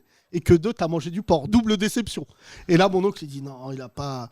Et là, mon oncle, vraiment pris dans la main dans le sac. Il dit non, il a mangé du vomi de chat. Et là, on lui dit mais non, la deuxième fois, ça marche pas mieux. Voilà. Mais j'adorais mes vacances au bled. Hein. Franchement, j'adorais. Ma chère Maëlys, on va faire tourner le micro, après cette anecdote formidable, à un autre, quelqu'un qui n'aime pas les enfants. On t'applaudit, Maëlys, merci. Le podcast touche quasiment à sa fin. Bonjour. Bonjour. Comment tu t'appelles? Mohamed. Tu fais quoi dans la vie? Moi, je travaille en conformité bancaire, tout ce qui est lutte anti-blanchiment, des trucs bien funky, quoi. Et tu veux pas d'enfant? Ouais, non. C'est pas... J'ai pas le temps. T'as pas le temps? J'ai pas. C'est ce que tu viens de dire. Non, j'ai pas. Non, mais c'est ça. Je suis pas à fond là-dessus, quoi. Mais t'as pas l'air J'ai des d'être à enfants. fond dans grand chose, toi, Ouais. visiblement. Non, mais il y a des enfants tout autour de moi, dans la famille et tout. Et franchement, j'aime bien les enfants des autres, mais pour moi, non. je suis Maëlys, pas- tu valides cette réponse? Non, même pas. Maëlys, elle aime pas les enfants tout Non, court. elle s'en fout, je crois. Et ça peut changer. En vrai, ça peut. Je sais pas. Ouais, non. Non, parce que même en. J'ai jamais entendu une réponse aussi dégueulasse. Je sais pas si tu veux dire. Il a Non, dit ouais, mais non. ouais, non, c'est pas un délire, quoi. C'est pas un délire. Non, mais je sais que tout le monde me dit ouais, tu verras quand tu trouveras la bonne personne et tout, ça va être bien et tout. Et moi, je suis pas. Mais de quoi on je suis pas- parle de je quoi là? m'intéresse. Tu parles de Je parle pas de voiture, je parle vraiment d'enfants. Non, mais en fait, non, ça a jamais été mon. Voilà. Ton délire. Voilà. Ok. Tu dois être le pire pote du monde. Tu finis Non, jamais tes non, phrases. non, si, je finis. Mohamed, pardon, je te pose la question. Ouais. Pardon de communautariser un peu la question, mais en Ouais. tant que rebeu, tes parents disent quoi, le fait de ne pas avoir d'enfants? Parce que chez nos parents, il n'y a pas ces discussions aussi libres que je viens d'avoir avec Maëlys. Si, non, mais en fait, je suis un peu le dernier on va dire, parmi mes cousins dans la famille et tout, qui n'a pas d'enfants. Donc ils te Et en soupçonnent fait- d'être gay. En fait, non, franchement, non. Non, mais c'est pas une question, je te le dis. hein, Mais parce par que, contre, on peut- tu vois, ils doivent se dire non, Mskin, il aime les hommes.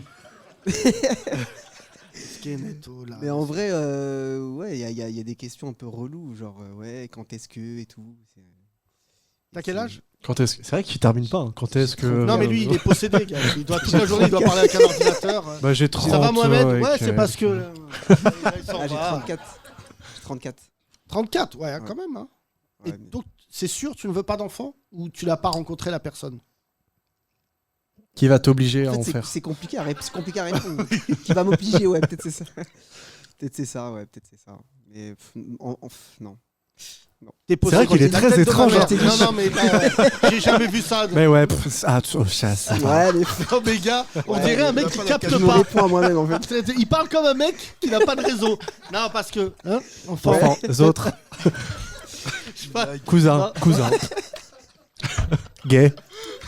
Mais si Pyramide existait, ça serait lui. Ah, il y aurait. Enfant, les autres, 3. CDI. Génération de Os l'enfoiré. Merci beaucoup, mon cher Mohamed. Ah ouais, il est loin maintenant. Je sais pas, c'est une question. Tu me dis merci Non, beaucoup. là, c'est- Tu me dis merci beaucoup, je sais pas. Merci pour. Non, mais. Pour mon témoignage. Oui. Pour l'apport. Que je Toujours finis pas de ma fin phrase. pour l'apport. Je n'ai pas envie de la finir, ça. Je la pense que finirai lui, pas. le jour où en cours on a appris les COD, il n'est pas venu. Il n'y a pas de complément d'objet direct ou indirect. J'ai loupé Le cheval. Et dans. Les verbes irréguliers. Run. Gay. Merci Mohamed, on va donner le micro, on applaudit Mohamed, c'est un grand moment de radio. On va conclure là. C'est incroyable, Moha. Vraiment, je te le dis. Là. Donc, toi, bonjour. Comment tu t'appelles? Bonjour, je m'appelle Samy. T'es jamais venu? Non, c'est la première fois. Ok, tu fais quoi dans la vie, Samy? Je suis assistant pour des artistes peintres. C'est-à-dire, tu portes C'est-à-dire, des pinceaux? Je fais des aplats, j'installe des bâches, des échafaudages. D'accord. Pour des chantiers. Là, je t'ai vraiment fait une remarque de beauf, alors que c'est un vrai métier que t'as. Ouais, ça travaille, ouais. Ouais, c'est un vrai travail. Ouais. C'est-à-dire, l'artiste, il vient. Bah, en fait, il prépare. Enfin, en gros, là, je travaille sur des chantiers. C'est peintre en bâtiment, quoi. Non, c'est des Ah non, artistes. c'est des vrais artistes Là, peintres. c'est des chantiers. Non, un c'est peu, intéressant, parce que Autour, c'est un autour du glorieux, street c'est art. Ouais, ça m'y a. Avec des artistes qui prévoient des fresques. Et en fait, derrière, il y a plein de petites mains qui travaillent. Oui, qui font les trucs chiants. Et en fait, ouais, pour faire les trucs chiants, quoi. Et par exemple, le peintre, il dit j'ai Samy, bonjour. Voilà. J'ai une vision, Samy. J'ai envie de chier sur une œuvre. Tu peux me retrouver 2 kilos de caca. Et là, toi, tu dis 2 kilos de caca, j'y vais. Bah, j'ai pas eu à vivre ça encore. Oui, mais ça j'ai eu va. affaire à des gens corrects pour l'instant. Oui, donc, Parce que là, tu es dans la peinture. Ouais. Mais ça, c'est un bon sketch. Franchement, tu m'as inspiré. Si je faisais. Faut que je reprenne d'ailleurs nos formats vidéo. Mais ça serait très rama les métiers qu'on ne connaît pas. Tu vois, assistant de Picasso, il devait avoir des assistants. Oui, j'imagine. Ouais. Qu'il a dû traumatiser. C'est possible. Ouais, mais Après, ça- là, c'est pas des gens qui ont. Du talent. Enfin, c'est pas des superstars comme ça avec des égos de. C'est fou. très bien, nique-les, vas-y. Ouais, ils n'ont pas du talent.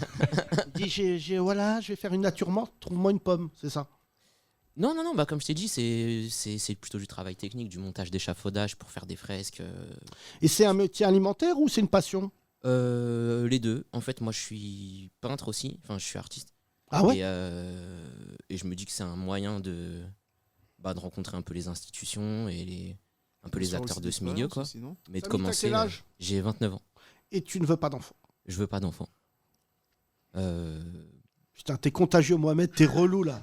Bah c'est non c'est bah ça a été une réflexion de longue date, mais c'est assez acté et en fait je suis sur un projet de vasectomie. Ah ouais, Pour, carrément. un Oula. truc Parce que là, on est définitif. quoi. passé de. Ouais. Là, t'es allé, toi. Picasso. T'es couper le- l'extrême droite Ouais non parce que en fait, vasectomie. Donc, je rappelle pour ceux qui ne savent pas. je te laisse rappeler alors. La tuyauterie. Hein C'est ça, tu bouches la tuyauterie et. Ouais. La tuyauterie. C'est ça. Non, J'ai tu coupes un vraiment fil, le tu pire, coupes le. C'est le fil. chroniqueur du monde. Tu bouches Tu bouges la tuyauterie, quoi. C'est vrai que bon. T'appelles un plombier, tu lui dis vous m'enlevez les joints. Mais pardon, soyons. Maëlys, tu écoutes toujours ? Là, vraiment, là, tu passes pour une enfant de cœur dorénavant. D'où est venue cette réflexion ?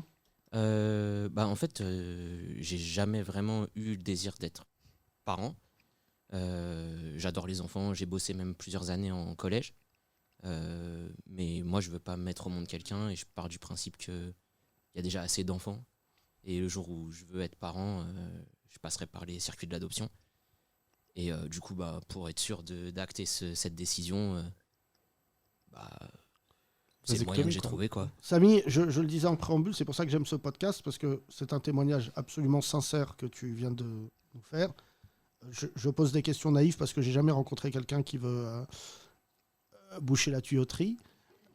Ouais. Est-ce que tu as échangé avec d'autres gens ? Est-ce que jamais t'en as parlé ? Justement, c'est pour ça que j'en parle, c'est que c'est quelque chose. En fait, moi jusqu'ici, parmi les gens que je côtoie qui ont à peu près mon âge, c'est jamais quelque chose dont on a parlé. J'ai jamais eu 29 ans pour le coup, Ouais. c'est assez jeune. J'ai jamais eu aucun exemple de ça, et c'est pour ça que je me permets d'en parler, c'est pour expliquer aussi que ça existe et qu'il est. Mais en fait, non, moi, Est-ce il a que fallu. tu as les opinions politiques de notre chère Géraldine ? Est-ce que c'est lié à l'état du monde Bien sûr, oui, j'ai aussi des inquiétudes en fait par rapport à l'état du monde. C'est aussi une des raisons qui fait que j'ai pas forcément envie de faire naître un enfant sous ce cagnard là. Dans l'enfer, quoi. Ouais. À toi là, tu veux pas faire naître. T'as lié la météo à ta. Non, mais c'est pas la météo en soi, c'est un peu les bouleversements Oui, climatiques. le climat, ou quoi je te dis ça qui- pour blaguer, mais. Ouais. Mais non, je sais plus c'était quoi la question en fait. Pourquoi la vasectomie? Truc horrible d'un coup. Non, moi je trouve ça bien. Moi, Samy, j'ai pas de jugement. Enfin, t'écoutes ce podcast de temps en temps ? Ouais, ça fait un moment On que est toujours que dans j'écoute, l'échange, donc sache qu'on parle d'égal à égal. On apprend et j'espère que de temps en temps on vous apprend. Mais je trouve que, sauf si ton circuit intellectuel est bouclé, ton cycle intellectuel est bouclé. Mais je trouve que de là à ce que ça prenne une tournure physique, c'est plutôt. Déjà, c'est surprenant parce que, comme tu disais tout à l'heure, t'es jeune, t'as 29 ans. Tu as eu des copines ? Là, je suis en couple depuis plus de 4 ans. Ouais. Et vous échangez là-dessus ? Oui. Et elle te dit quoi ? Elle partage complètement ce point. Enfin, elle m'accompagne dans cette démarche-là. Elle n'a pas le désir d'être mère non plus, donc c'est quelque chose qui peut oui, fonctionner. mais enfin, selon ce je principe-là, crois quoi. que tout à l'heure, il y avait un témoignage de Maëlys. Elle n'a pas le micro, mais de là, on arrivait à la vasectomie. C'est pas. Ouais, pas ça fait contraception C'est que ça permet masculine. aussi de partager, voilà, exactement, les responsabilités de Ah ouais. contraception au sein du couple, quoi. D'accord. Ouais. Puis tu veux même faire congeler. Ouais, je peux, mais Ouais. je crois qu'il faut louer un espace dans un frigo. Ouais, un quelque part, box, ouais. un box. Les Ouais, moi garages. je fais ça chez moi si tu veux. C'est Les- 15 balles. Ouais. 15 balles le truc. J'ai un petit commerce. Le garage, il y a juste une petite fiole. Oh là là. Alors Franck. Moi, Samy, je trouve que. Je te connais pas, peut-être t'es un serial killer, mais je trouve que t'es un mec sympa. Et je pense, je sais pas si t'as enclenché si c'est fini et tout, et si tu vas le faire, mais sincèrement, j'étais beaucoup moins intrusif avec Maëlys parce que c'est une femme et qu'elle a d'autres raisons et tout. Mais je vais pas dire non, ne le fais pas, mais je crois que t'es pas allé au bout d'une réflexion peut-être. Je dis ça aux gens, par exemple, souvent. J'ai fait un dîner récemment, ce que je ne fais jamais. Je n'aime pas confronter mes points de vue aux autres parce que des fois, il y a des gens qui m'embarrassent, tu vois. Et certainement, je dois en embarrasser d'autres. Mais sur la notion des enfants, se dire je fais pas d'enfants parce que l'état du monde, sache que l'état du monde ne va faire qu'empirer.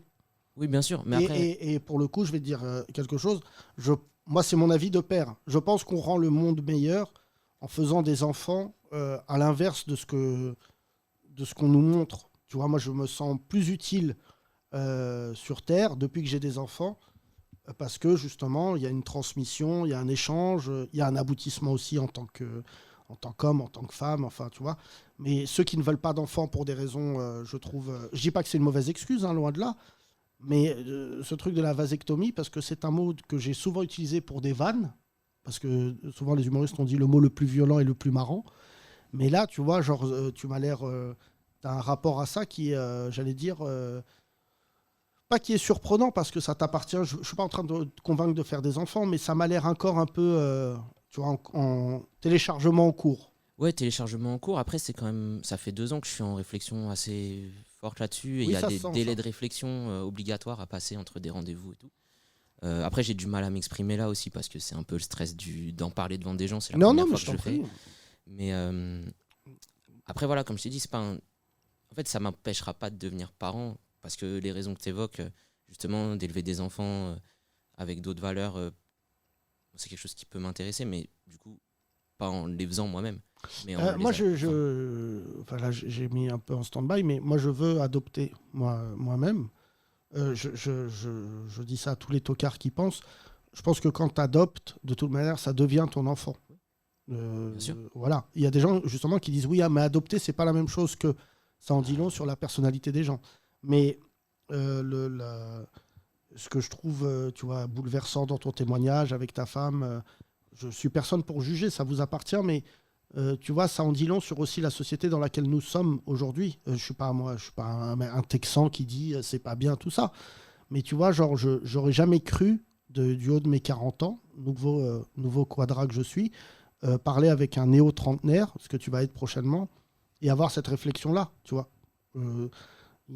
Je sais pas, on prendra un café, on va arrêter de parler à l'antenne parce que je pense que tous les deux, nous sommes un peu marqués par cette discussion, mais j'ai jamais rencontré quelqu'un, tu vois, genre, qui s'est mis dans cette idée-là. Et je te dis, moi, j'échange publiquement avec toi, c'est plus facile pour moi d'ailleurs parler publiquement des fois qu'en privé, mais moi, pour répondre à Khalid, c'est ça ? Moi, je cultive ma misanthropie via l'humour. Moi, je déteste, pas l'humanité, mais je déteste les êtres humains. Je pense que Géraldine doit partager ça avec moi. Je pense que notre ami qui s'occupe des handicapés, je pense que le lien de ce podcast, c'est quand même, il y a beaucoup de gens, c'est assez d'ailleurs contradictoire. C'est-à-dire qu'on déteste les êtres humains, et alors que la plupart de nos auditrices et nos auditeurs, je peux le dire avec fierté, sont remplis d'une forme d'humanité. C'est ce qui fait que d'ailleurs nous sommes tous liés, les rebeux, les renois, les blancs, les feuges qui écoutent ce podcast. Vous avez un trait commun, c'est que on ne supporte plus des trucs aussi banals que la méchanceté, la jalousie, tout ça. Mais ce que je veux te dire par là, c'est que moi, je n'aime pas les êtres humains. Je ne comprends pas la société dans laquelle on vit, parce que je la trouve ultra violente et je me suis mangé de plein fouet. Mais en attendant, ce qui m'a permis d'avoir une bouée et de recroire en ça, c'est mes enfants. Je n'ai pas été au point de me dire, et je peux te dire que si tu m'avais croisé avant mes enfants, bon, j'étais papa jeune, parce que je suis papa depuis que j'ai 24 ans, mais la bouée de ma vie, ce sont mes enfants. C'est ce qui fait que j'y crois. Je crois plus dans plein de systèmes. Tu vois, je te disais, le dîner que j'ai fait là récemment, il n'y a plus rien qui va. Et ça va. Et c'est pour ça que je te dis, je veux pas te convaincre de pas faire une vasectomie, mais je peux te convaincre que ça n'ira jamais mieux. Et c'est pour ça que les humoristes, d'ailleurs, avec qui on bosse, on leur dit ne parlez plus de vous, parlez des autres, parce que je te conseille de voir le dernier spectacle de Bill Burr qui est sur Netflix, qu'on estime beaucoup. Tu l'as vu ? Incroyable. Incroyable. Et parce qu'il est misanthrope. Dave Chappelle, il est misanthrope. C'est des gens qui, en fait, n'aiment pas les êtres humains. Et pendant 1 heure, c'est un récital de quasiment à la fin, pour le coup, tu as raison, à la fin du spectacle, tu as envie de te faire une vasectomie. On est d'accord ? Et en fait, un mec comme Bill Burr qui déteste l'être humain, qui a une dépression, regarde son spectacle, c'est absolument incroyable, tellement il n'aime pas. À la fin, il te parle de ses enfants. Et ça humanise, d'un coup, tu as vu comment il parle de... Ouais. D'un coup, il parle de ses enfants. Là, je raconte la blague parce qu'elle est très marrante. C'est qu'il dit, avant, je faisais des colères de pétage de plomb, ce qui m'arrive aussi, moi. il pétait les plombs, il parle mal, il dit ce putain de grippin de fils de pute, et il crie.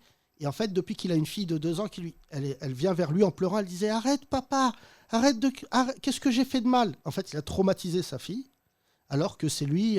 Et donc depuis, il dit à chaque fois que je m'énerve, je pense à la voix de ma fille. Et moi, je te raconte une anecdote mais qui va me faire rire. Quand mes enfants étaient en bas âge, j'avais toujours habité, moi, dans le quartier de Pigalle. Et un jour, je vais au McDo et il y avait le serveur. Le McDo de Pigalle, c'est l'un des pires de France. Je ne sais pas si vous le connaissez, celui de Twilight, la nuit. Et j'étais avec mes enfants un dimanche soir au McDo. Je ne sais pas s'il y a des parents dans la salle, mais quand tu as des enfants en bas âge, que tu les emmènes au McDo un dimanche soir, tu sais, t'es pas bien. Et j'arrive au comptoir et je parle avec la caissière et elle me chip. Une petite Renoir, elle fait « Vas-y ». Je dis « Excuse-moi, tu peux pas me chipper et tout ». Et là, il y a un rebeu qui vient des frites, il a 20 ans. Il y a embrouille là. Et là, frère, à l'époque, déjà, je suis ouf, mais à l'époque, et j'ai une fille de 6 ans et une autre de 5 dans mes mains. Mais je m'embrouille avec elle, je sais pas si tu mesures. Et je dis au mec, je vais baiser ta mère. Voilà. Et là, il y a le Renoir de la Sécu qui vient et je m'attaque à lui physiquement et tout. Folie. Et là, je vois mes filles en train de pleurer. Et ça, genre, d'un coup, la honte de ma vie. Et pendant des années, mes filles, que j'aime et que j'embrasse, dès que je me fâchais, elles me disaient « Et voilà, on va pas aller au McDo ». Merci à toi, merci. Merci mesdames et messieurs, c'était très cool comme podcast. Je sais même pas combien de temps on a fait, mais c'était long, c'était bien. Parlons mon cher Samy, tu fais ce que tu veux de ta vie, mais merci pour tous vos témoignages qui sont bouleversants. Je ne peux pas vous définir ce podcast, c'est vous qui le faites et c'est nous qui subissons les conséquences. On se retrouve demain pour un nouveau podcast. Merci à toutes, merci à tous. N'hésitez pas à envoyer des messages sur la page Les 30 Glorieuses sur Instagram. On vous répond et on échange avec vous. Vous faites tous partie de notre famille. À demain. Les 30 Glorieuses, à retrouver sur www.legrandrapprochement.lol.